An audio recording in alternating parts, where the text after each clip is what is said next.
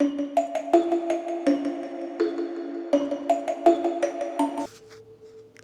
haunted hotties, welcome to my haunted house. My name is Liz.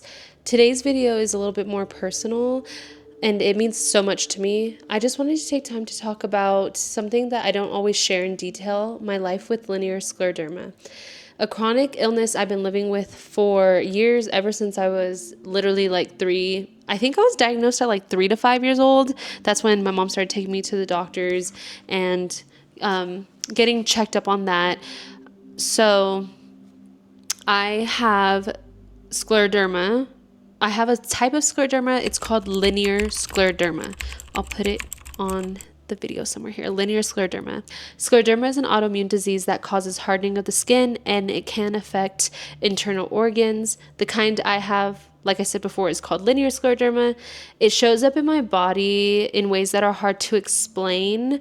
I know that you might have noticed that I do have a scar on my forehead right here. I am wearing makeup right now, to be honest, but if I like turn this way, oh, there, it looks way better right here. You could see it. And also too, my nose is crooked as well because of it. Some days I can show up and be that cozy, spooky, gaming, thrifting, lifting, ghoul, haunted hottie. And other days it is hard. I get major fatigue sometimes with some of my symptoms, and sometimes it's honestly just hard for me to show up.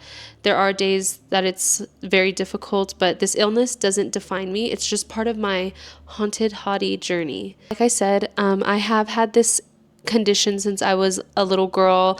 I believe I was fully diagnosed. Like, they were for sure, they put a stamp on it. They're like, this girl got linear scleroderma when I was 5. And yeah, just my mom noticed a vein, like a blue vein on my, like literally right here. I still have that vein. She noticed the blue vein and she was like, what the heliante is this? The doctors kind of kept an eye on it because they were like, we don't know what's going on either.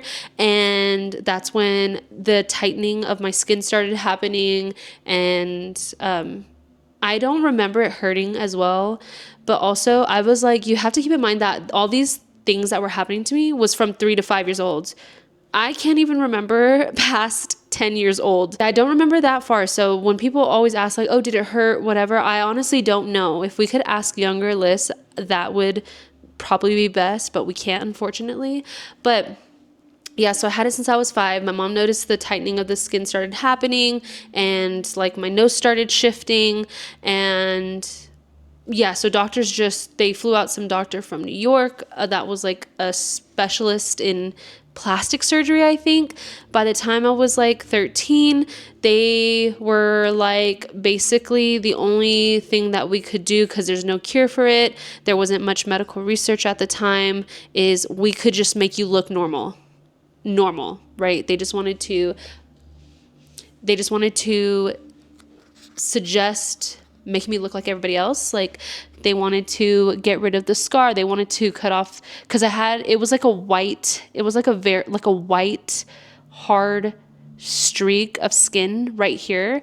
And they basically wanted to cut that out and sew it up, and so that you could barely notice it. And I was like, no, like, I'm 13 years old. My mom was very supportive. She was like, whatever you want to do, like, I'm here with you to support you, but just remember that you are gorgeous no matter what you look like. Like, you have a wonderful personality. You are stunning, and you don't need to look like everybody else just to fit in, right? And so the doctor was like also suggesting that they put rods, like literally some type of metal freaking rod that goes like into my gums. So there would be a screw sticking at the bottom of the rod into my gums, into like my skull, so that they could screw the rod essentially, and it's connected to my nose, and then they move it, and then it shifts like every 6 months or every year or something like that, to try to make my nose straight, basically, is what they wanted to do. And that was really it, because there is no cure for scleroderma, and linear scleroderma. There is like only cosmetic things you could do. And honestly, like I said, I was 13 years old, and I was just so scared of hearing that as a 13-year-old, like, oh, they could put a rod into my freaking mouth, in my nose, through my skull to make me look like this. And I was like, no, because also too, they said that I would have to basically be isolated and be at home like for a couple years. And as a kid, you don't want to, I didn't want to be like stuck at home and doing all that. So I said no. This is also a big reason why I want to talk about this. June is Scleroderma Awareness Month. There's so many things going on in June that it kind of gets overlooked. I think scleroderma as a whole gets really overlooked. So June is Scleroderma Awareness Month, and I wanted to use my platform to shine some light on it because most people probably have never heard of it.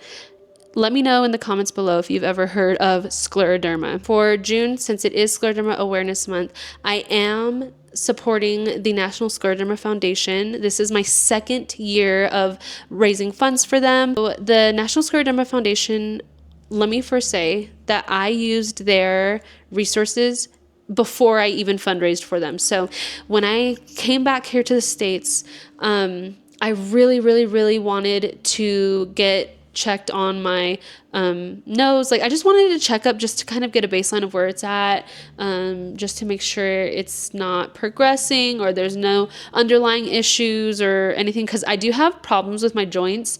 I get migraines all the time. I have also cluster headaches, and I get, like, my fingertips get cold, and so do my toes. That's also part of Raynaud's syndrome, I believe it's called. And that like the symptoms of Raynaud's symptoms, the symptoms that Raynaud's have and scleroderma have, like, they literally are connected. Like, they are like almost the same symptoms, I think. But yeah, I just wanted some answers, basically, because I was like, okay, well, maybe the medical scene, they have more research and stuff like that, because I hadn't been to a specialist since I was 13. So I went online and I did some research, and the National Scleroderma Foundation popped up. They had so many resources for, like, dating with scleroderma, living life with scleroderma, just all these different resources for people with scleroderma, and all this information, what scleroderma is, support centers, patient education. Like, there's just so many resources that they have, and I literally used those resources. I was like, wow, this is crazy. I hit the gold mine for my chronically ill haunted hotties. Like, when you get education on, like, your symptoms and everything like that, it's so nice. You guys know that I advocate so much for us chronically ill haunted hotties. So that is why we are doing fundraising for the National Scleroderma Foundation. We have done this last year. Let me show you guys. Okay, so we did this last year, and last year the National Scleroderma Foundation sent me a t-shirt, because I was like, could you guys send me a t-shirt so I could write everyone's name who donated on it? And we have this beautiful t-shirt with everybody, all the haunted hotties who raised funds for us last year. Their name is on here. And then this year, I'll put it up here on the screen. We have a list of names that I'm going to post on all of my socials of people who have donated to the National Scleroderma Foundation for our 2025 Scleroderma Awareness Month charity fundraiser. And this is called the Haunted Hearts for Hope, and I'm going to continue this every year in June, and I'll be raising funds for the whole month.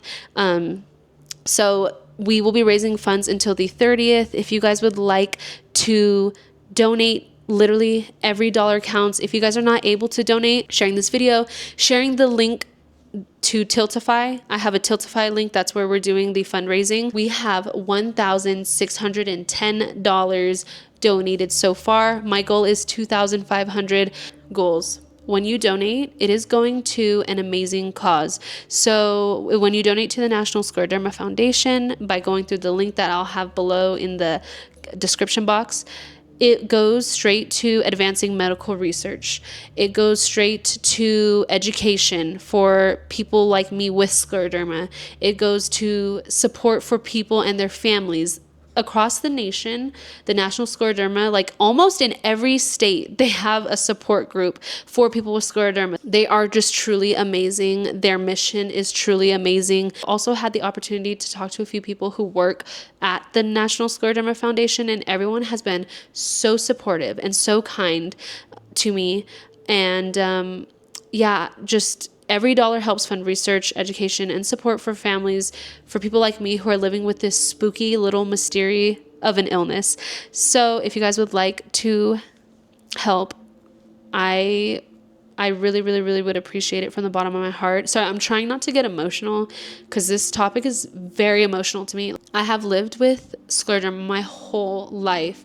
That was like a little piece of my life, my spooky little life with scleroderma. I would love to share more, but simply this video would be way too dang long. I just wanted to take the time to give you guys a little bit more about me and about this condition that I live with, this spooky little mysterious condition. If you guys feel called to help, the donation link will be down below. If you can't donate, that is so fine. Just sharing this video or commenting means just as much. Sharing the link, maybe you want to share the link to donate, share the campaign link to your friends, coworkers, family, on your socials so that we can get more people to donate to the National Scleroderma Foundation. That would mean so much to me from the bottom of my heart. But thank you for letting me show up as both the spooky version of myself and the real and vulnerable one too. Thank you for listening to my story. I know I love to be like this fun little Halloween spooky lifting gamer haunted hottie, but also remember that I am a chronically ill haunted hottie. Thank you so much for listening to my story, guys. Stay spooky, stay soft, and stay supportive. I love you so much. Bye.